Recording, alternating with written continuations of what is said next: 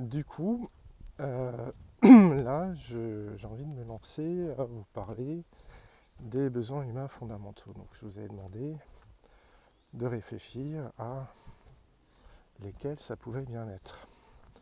Et peut-être aussi auxquels vous vous sentiez particulièrement attaché et préoccupé en ce moment. Donc, il y a plein de manières de classifier, d'énumérer, d'identifier les besoins. Il y a plusieurs auteurs qui ont plusieurs classifications. Vous connaissez sans doute celle de Maslow, qu'on nous rabâche assez facilement, notamment dans du développement personnel ou des formations marketing.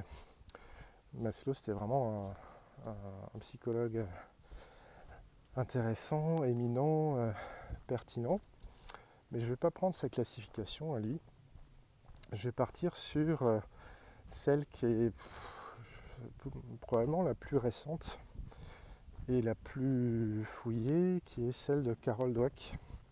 Dweck, je vous mettrai une référence. Et je vais commencer par vous parler du besoin qu'elle identifie comme le plus fondamental et le premier dans le développement de l'être humain.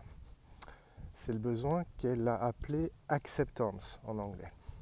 Alors, il n'y a pas d'équivalent français vraiment parlant, je trouve, parce que acceptation, c'est très flou, mais c'est l'idée d'appartenance, d'affiliation, de chaleur, d'amour. Et j'en oublie encore, je mettrai la liste en commentaire, un peu une liste de mots-clés qui nous donne l'idée d'un concept, on fait partie d'un groupe, on est reconnu comme membre du groupe, commencer par du groupe des humains, mais aussi de la famille, des proches, des gens qui vont s'occuper de nous et de nous élever. Voilà, on a une place intégrante là-dedans, et cette place, elle est chaude, chaleureuse, douillette. Ça parle aussi de connexion, en fait. Voilà, donc on est vraiment un élément dans un maillage relationnel très proche, et c'est doux, et c'est bon, et c'est chaud.